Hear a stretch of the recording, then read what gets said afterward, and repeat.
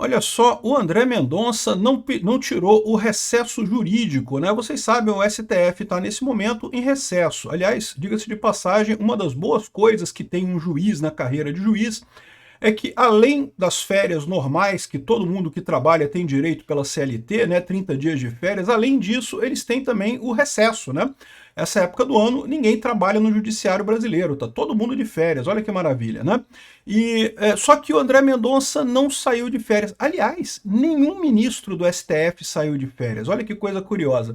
Por que isso? Diz aqui a reportagem do SBT News que é porque ele tem medo de que as pessoas presas no inquérito do INSS, lembra, o André Mendonça é o responsável pelo inquérito do INSS, né?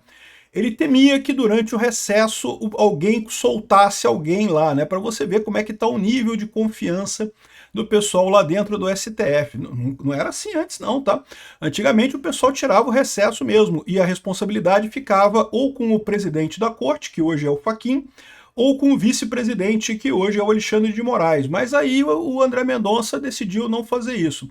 Não é o primeiro a fazer isso. Aliás, esse ano, nenhum deles tirou recesso. Está todo mundo trabalhando normalmente. Mas entenda, trabalhar normalmente significa estar disponível caso seja acionado em algum dos processos. Porque não tem audiência, não tem movimentação, não tem nada. É só se precisar alguma coisa, se surgir uma liminar, se surgir uma mandado de segurança, um habeas corpus, eles estão disponíveis. Mas, na verdade, eles não estão indo trabalhar, não.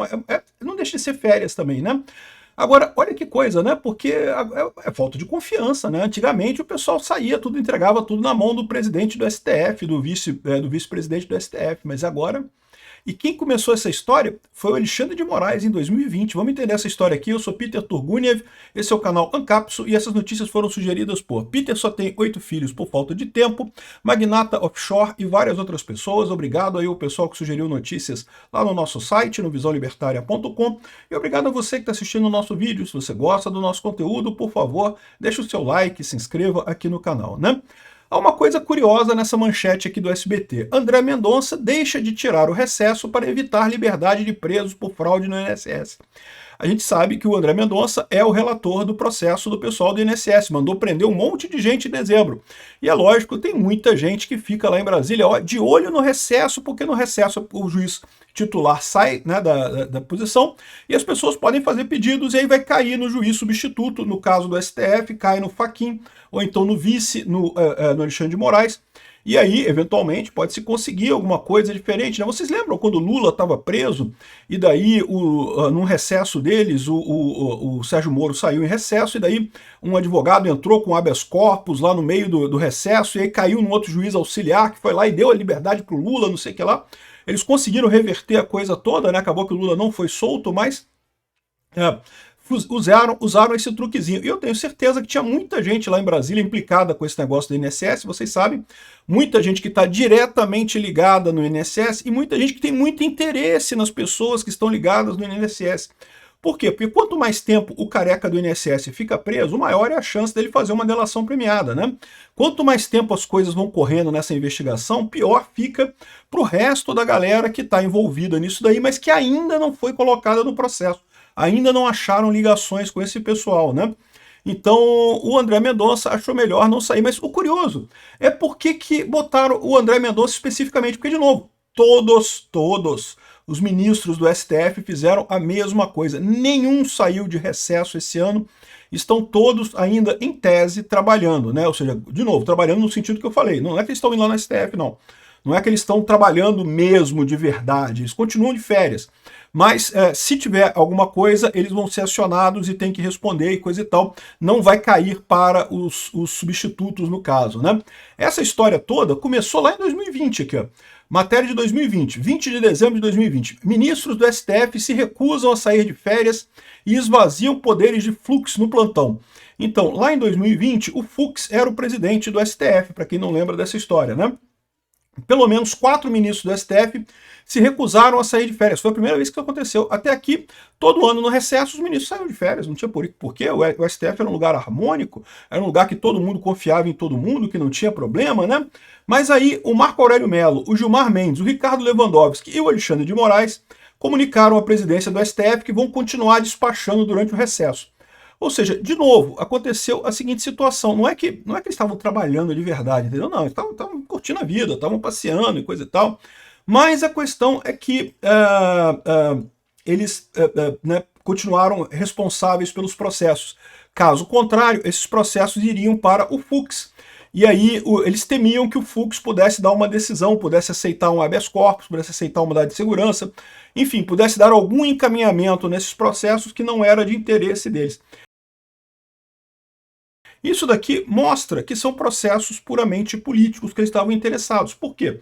Porque, em tese, se a matéria fosse exclusivamente de direito, se não tivesse nenhuma interferência política no STF, ora, você pode imaginar que todos eles são igualmente competentes em termos de direito, que se fosse alguma coisa né, absurda que não seria aceito, e de fato, né, diz a boa regra que o recesso não é para tomar decisão contrária ao juiz. O juiz está seguindo o processo num sentido, não é para o substituto mudar o processo, né? É apenas para acompanhar ali naquele tempo enquanto o cara está de férias, né? Mas agora abriu-se esse medo. Por quê? Porque os processos são políticos. Se o processo é de direita ou se o processo é de esquerda vai depender, o juiz é de direita, o juiz é de esquerda.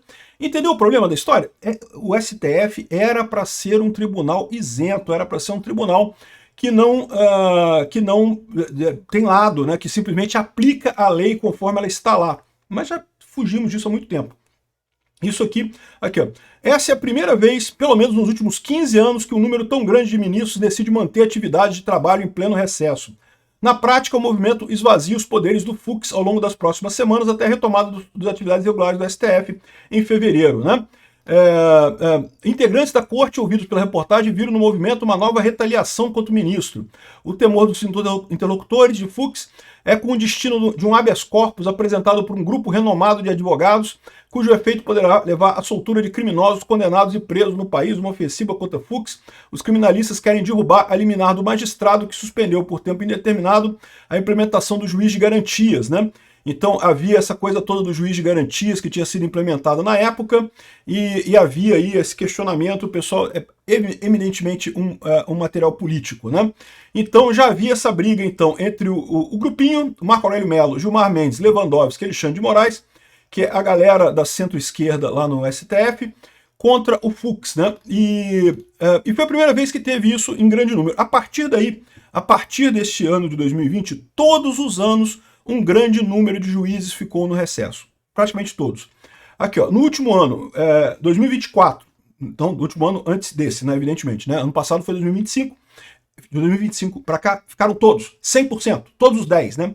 São só 10 porque o Barroso se aposentou ou pediu o boné, né?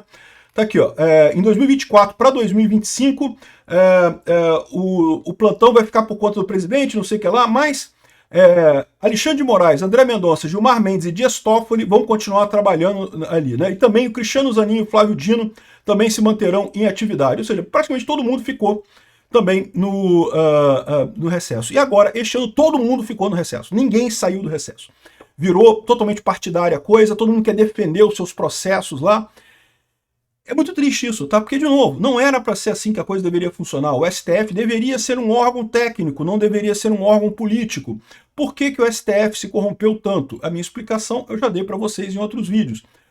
A sociedade brasileira começou a ir mais para a direita, a esquerda começou a perder apoio, usou o STF como o último gancho que eles tinham de poder institucional para tentar se manter relevantes e voltar ao poder, né? Conseguiram, né? Usaram o STF para descondenar o Lula, para botar o Lula lá com muito dedão na balança, botar o Lula lá na presidência da República. Não sei se vão conseguir fazer isso de novo, mas o que eles puderam usar do STF para a política, eles usaram. E, infelizmente, isso quebrou o STF, né? O STF hoje é um órgão quebrado, um órgão que não funciona direito por causa dessa visão política da coisa, né?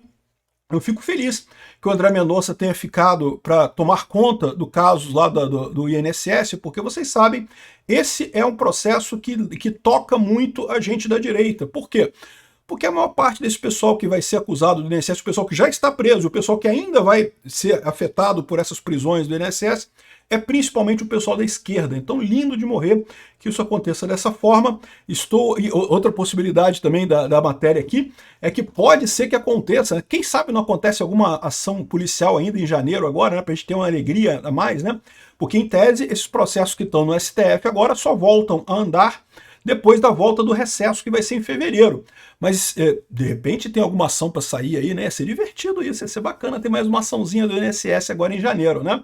De qualquer forma, o André Mendonça ficou no recesso, ninguém vai conseguir dar habeas corpus, soltar a galera do INSS, isso é uma boa notícia. Mas, de novo, muito estranho o SBT dizer o André Mendonça ficou. Não, meu amigo, todos ficaram, dessa vez foram todos, né? A coisa que era uma exceção da exceção, que ninguém fazia, ninguém ficava, porque, em tese, não deveria precisar, agora ninguém mais confia em ninguém no STF, meu amigo. O STF virou casa de briga lá, virou casa política. É exatamente, ninguém confia mais em ninguém. É muito triste isso. Obrigado por assistir nosso vídeo até o final. Tem alguns links para você nos ajudar aí na tela e também na descrição desse vídeo. Contribua com o nosso projeto.